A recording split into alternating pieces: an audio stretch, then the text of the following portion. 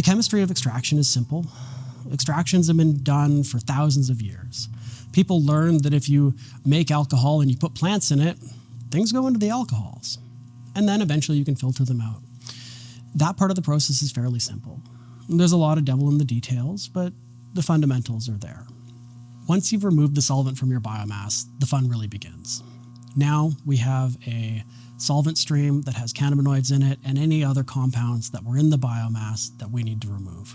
Because our process is run at room temperature, we do pick up a number of undesirable compounds and we'll need to filter them out. These include fats and waxes, polysaccharides, sugars, chlorophylls, and other compounds, many of which have not been well studied and identified. Traditionally, the first stage of this process is referred to as winterization. It's technically a precipitation process. The winterization process is traditionally handled by chilling your solvent from whatever temperature your process runs at to below -40, generally as low as -80 if you want a faster process. This causes the undesirable compounds in the solvent to precipitate out because they're no longer substantially soluble in the solvent. If we were to do a traditional winterization process using our proprietary solvent blend, assuming we were using 8,300 liters of solvent per hour, this would require approximately 250 kilowatts of energy. However, this is an extremely inefficient process, and we've decided we don't want to do it that way.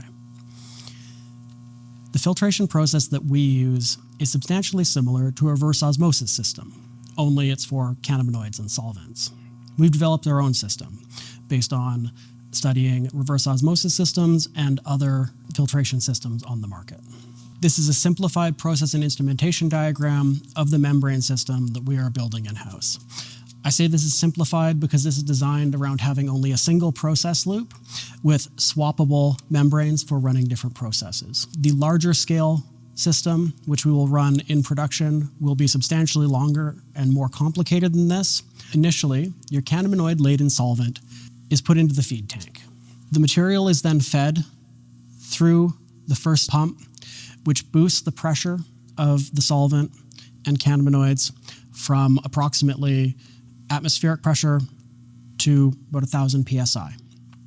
We then travel through a flow meter and a check valve and enter the process loop. We have a heat exchanger in line because this pump puts a lot of heat energy into the process. Once the process has gone through the heat exchanger and been cooled, it then moves into the membrane separation stage. What happens in here is the solvent goes through the membrane, and because of the pressures, the temperatures, and the flow rates involved, some of the material will go through the membrane and some of it will pass by. In the winterization stage, the material that goes through the membrane is the solvents and the cannabinoids, and that goes through this and comes out as permeate. The remaining fats and waxes still left in some solvent stay in the process loop where they are recirculated. The initial feed pump only supplies enough solvent and material to the process loop to replace the permeate. This pump, our circulation pump, only adds a small amount of pressure into the system, just enough to account for the losses in the piping system and the pressure drop across the membranes.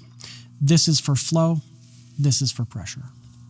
In a solvent recovery process, we do the same thing.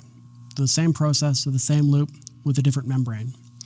This membrane, the permeate, would be ethanol or your other solvent in pure form, with your cannabinoids and another fraction of your solvent remaining in the process loop.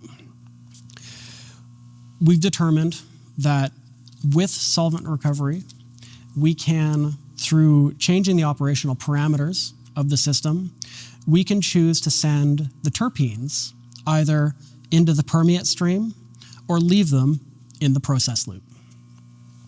This allows us to recover a nearly complete terpene fraction, which we can then reintroduce into the finished products, or we can sell as a second value-added product.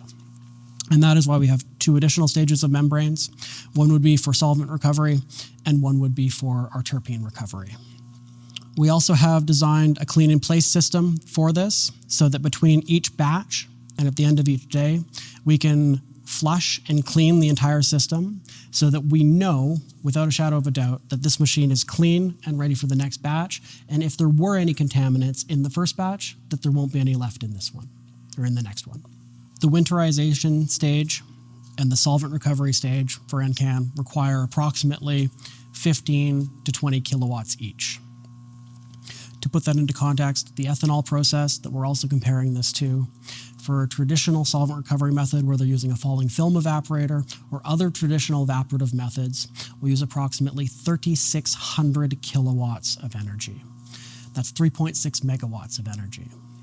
The EnCann system, if using natural gas to power all of our machines, would require a 1-inch pipe to keep the system fed. The ethanol extractors, if using natural gas, would require a 4-inch pipe. Thanks for taking the time to learn about EnCann today. We're looking for the right partners locally and globally to help bring this vision to the world. If you think that might be you, please reach out to us. Thank you.